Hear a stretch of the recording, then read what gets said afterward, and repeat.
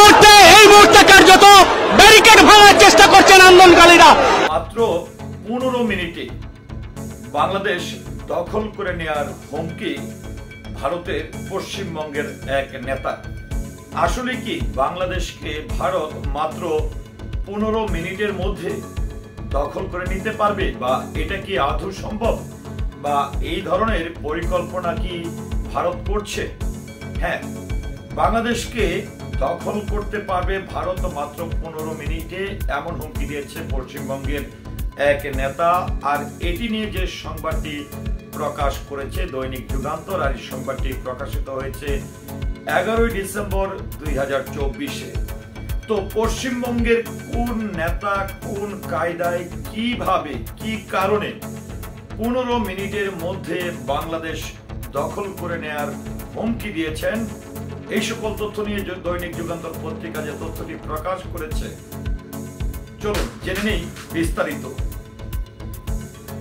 সংখ্যালঘু মুসলিম নাগরিকদের নিয়ে মাত্র 15 মিনিটে বাংলাদেশ দখলে নেয়ার হুমকি দিয়েছেন পশ্চিমবঙ্গের ক্ষমতাসীন রাজনৈতিক দলের তৃণমূল কংগ্রেসের এক নেতা। বুধবার 11 ডিসেম্বর পশ্চিমবঙ্গের মালদা জেলা তৃণমূল কংগ্রেসের সংখ্যালঘু সেলের সভাপতি টিঙ্কু রহমান বিশ্বাস এই হুমকিটি দিয়েছেন। তার এই হুমকির ভিডিও সামাজিক যোগাযোগ মাধ্যমেও বেশ ভাইরাল হয়েছে।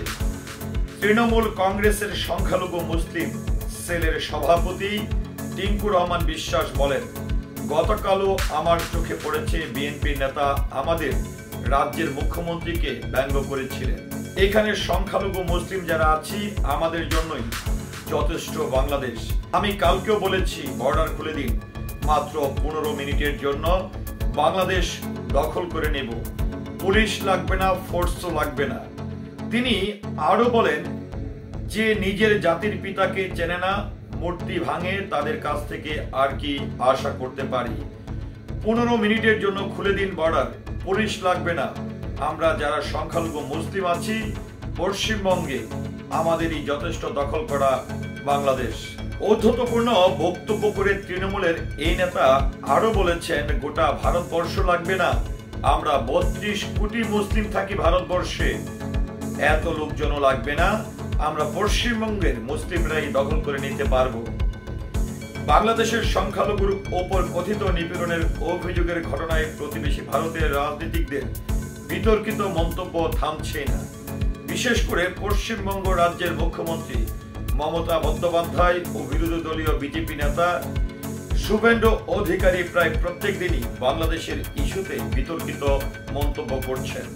এবার মমতার দলের জেলা পর্যায়ের একজন মুসলিম নেতা বাংলাদেশ নিয়ে বিতর্কিত এমন মন্তব্য করেছেন। একই দিনে বুধবার মমতা বন্দ্যোপাধ্যায় কলকাতার সাংবাদিকদের সঙ্গে আলাপকালে বাংলাদেশে সংখ্যালঘুদের সুরক্ষা দেওয়ার জন্য ভারতের কেন্দ্রীয় ক্ষমতাসীন নরেন্দ্র মোদী সরকারের প্রতি আহ্বান জানান। বিতর্কিত আবদার জানিয়ে মমতা বলেন, কেন্দ্রকে অবশ্যই সহিংসতা বিধ্বস্ত বাংলাদেশ সংখ্যালঘুদের সুরক্ষা দিতে হবে এবং যারা ফিরতে ইচ্ছুক তাদের ফিরিয়ে আনতে হবে। তবে বাংলাদেশের ইস্যুতে পশ্চিমবঙ্গের অনেকেই সেখানে সাম্প্রদায়িক দাঙ্গা লাগানোর চেষ্টা করছে বলে দাবি করেছেন মমতা। পশ্চিমবঙ্গের এই মুখ্যমন্ত্রী বলেন, কিছু অংশ সাম্প্রদায়িক উত্তেজনা ছড়ানোর চেষ্টায় উদ্দেশ্যমূলকভাবে ভুয়া ভিডিও প্রচার করছেন। তো ভিউয়ার্স, এই যে বাংলাদেশকে মাত্র 15 মিনিটে দখল করে নেয়ার যে চ্যালেঞ্জটি করেছেন পশ্চিমবঙ্গের একজন নেতা, এটি নিয়ে আসলে আপনার মন্তব্য কি? যে আসলে কি বাংলাদেশকে চাইলেই ভারত 15 মিনিটে দখল করে নিতে পারবে, বা এই যে বক্তব্যটি, এই বক্তব্যটি একটি রাষ্ট্রকে অস্থিতিশীল করার জন্য কতটা দায়ী হতে পারে বলে আপনার মনে হয়? আশা করছি কমেন্টের মাধ্যমে জানাবেন। সেই সাথে পুরো ভিডিওটির সঙ্গে থাকার জন্য অসংখ্য ধন্যবাদ। আসসালামু আলাইকুম।